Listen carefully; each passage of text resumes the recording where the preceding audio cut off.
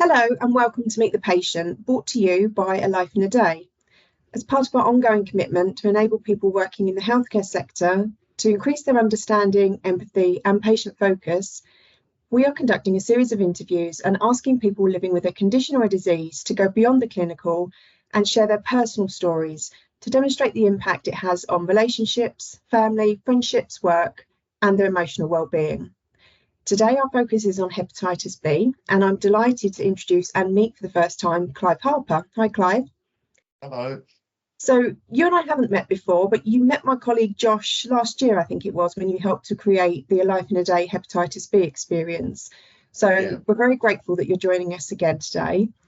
I'd like to start by asking you, what do you think is the one thing that people need to be most aware of when they think about living with hepatitis B? I suppose that it's a long-term condition and people are kind of stuck with it, and it goes on in the background, I suppose, is something that a way of describing it.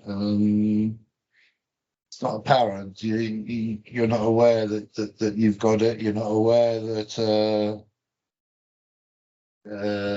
anything's different apart from you're kind of tired and everything's hard work, and that's kind of difficult with it for me. And from my understanding is that some people can experience some stigma and some misunderstanding from other people about hepatitis B. Is that something that you've ever experienced at all? Stigma? Not really, not for me. I think there was ignorance more than anything. People didn't know anything about it. First I got to know about it was at the time I'd been injecting drugs, and there was the possibility that sharing needles would lead to hepatitis B, and that people would go yellow. These were the days before we had needle exchanges, and so it was kind of more of a theoretical thing. Oh, you might get this. A bit like you might get lung cancer if you smoke cigarettes. So it didn't have that message, didn't kind of get through. There was kind of and the stigma. There was more stigma around drug use than there was around hepatitis, I suppose.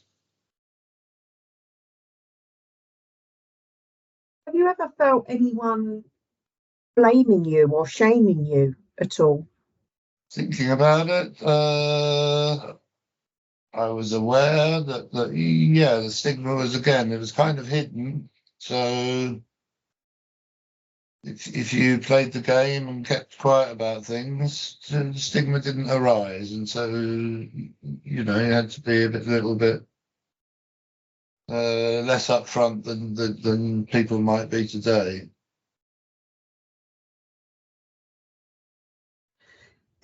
And you mentioned that you played the game and you maybe didn't tell people maybe about your whole situation, but even about your diagnosis.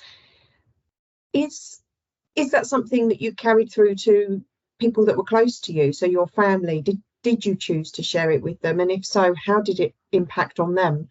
My brother-in-law wouldn't let me stay in the house with his kids, because he knew I was a drug user, and he thought I would give them HIV, which I didn't have. And my parents, the hepatitis was something that came after the kind of, I've been using drugs and I need to sort myself out.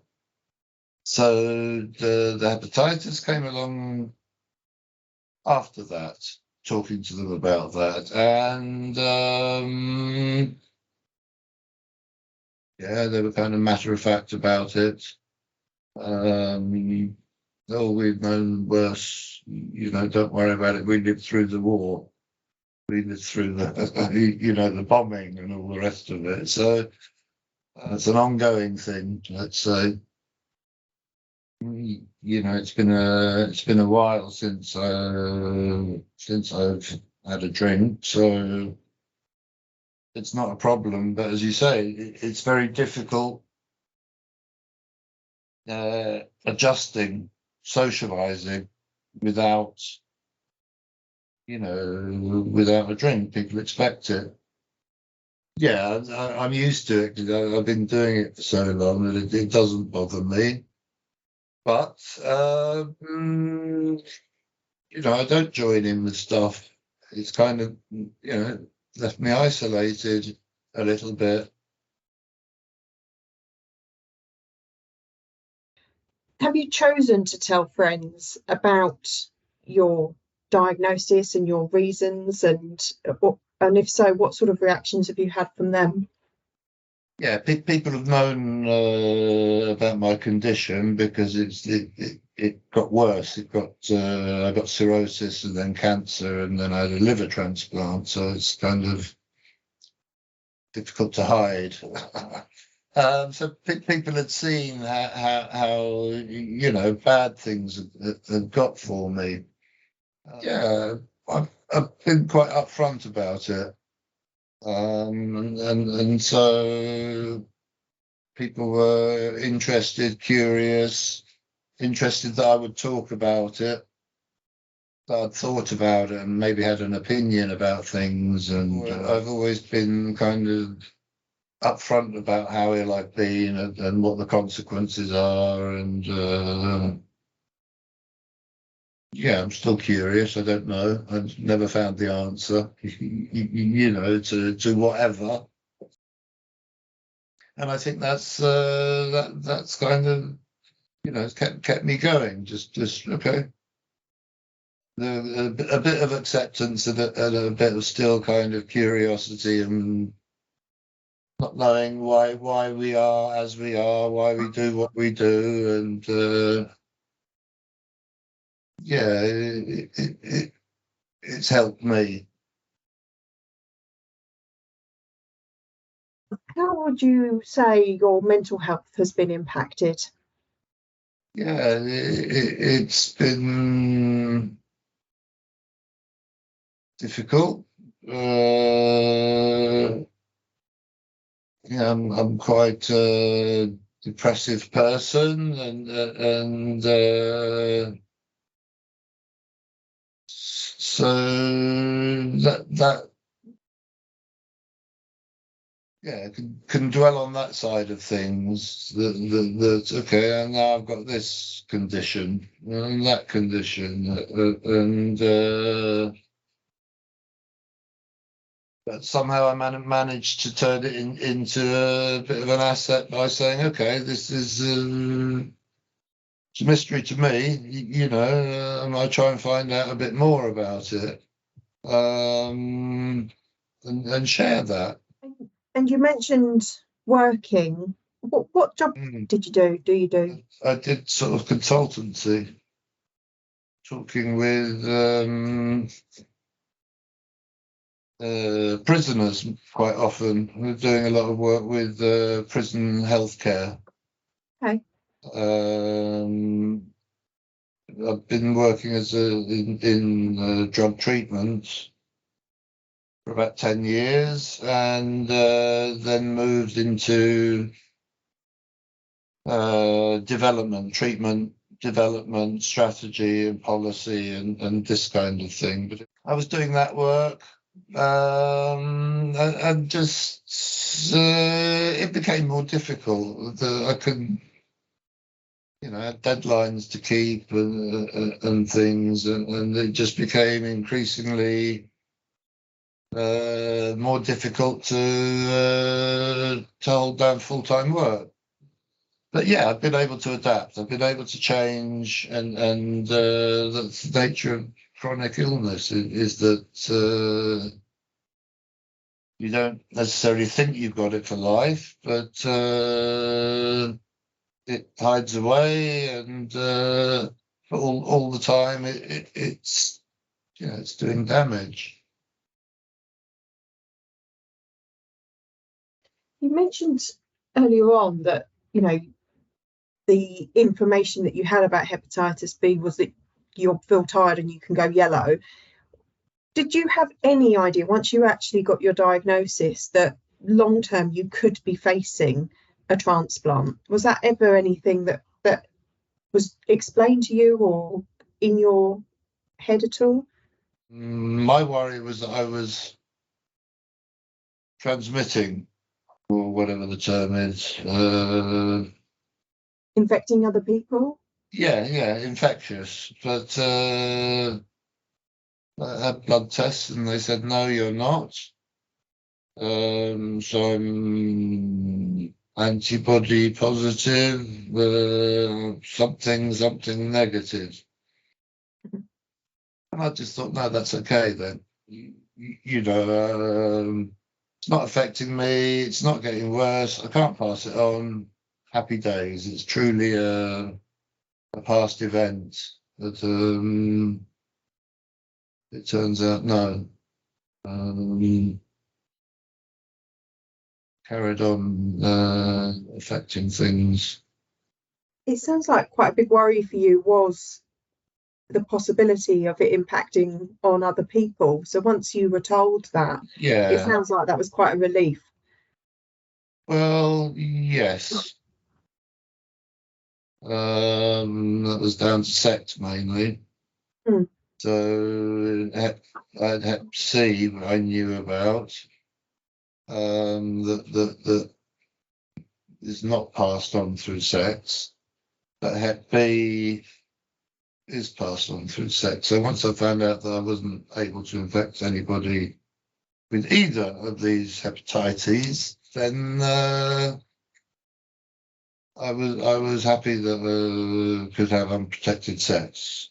So that was kind of, I could put hand on heart and say no infections and whatever. And is it something you discussed with partners? We talked about you Yeah, telling your parents and your friends and stuff. What about your partners? yeah, I'd have to go through this talk every time. And yeah, as I say, once I found out that I wasn't infectious, and that couldn't pass it on, then yeah, I was a bit old by then. That was the trouble. So I wasn't a busy boy like I've been in my 20s and 30s. I was yeah, but yes, I'd have to have that conversation and that discussion, and generally okay. Sometimes I'd need some leaflets to kind of show likelihoods and possibilities and differences between different things. Because it was a time of HIV, and yeah, just a general change in behaviour amongst people at that time. Clive, what's the one thing about your condition that you try and hide from your loved ones? I suppose it's the difficulty of coping sometimes.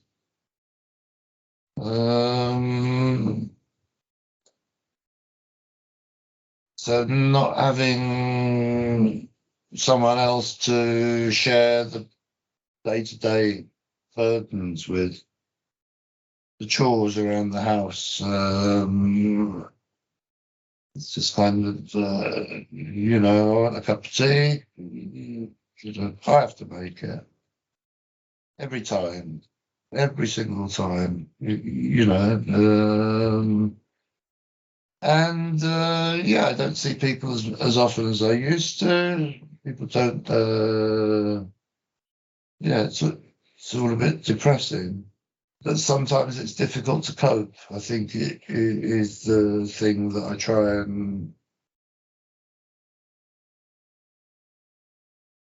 and manage and not talk about. It's just okay. Again, it comes a lot of it comes down to tiredness and strength. Having less of that as I get older. I suppose the drama of having a transplant is over, and I'm recovered. I'm okay now.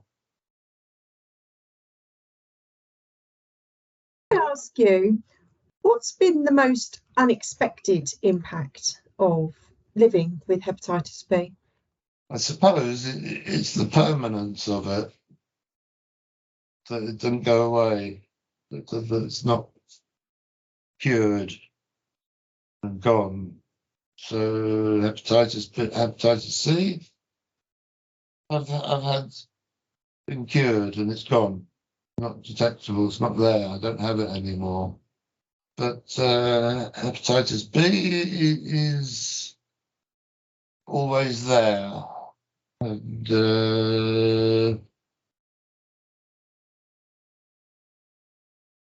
yeah, that's a bit disconcerting for me. It's a bit really after all this still there.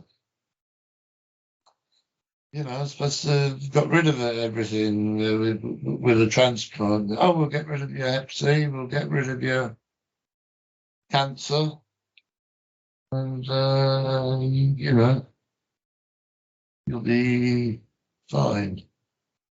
Yeah, yeah, I'm sounding ungrateful again, aren't I? No, I But don't think you sound ungrateful.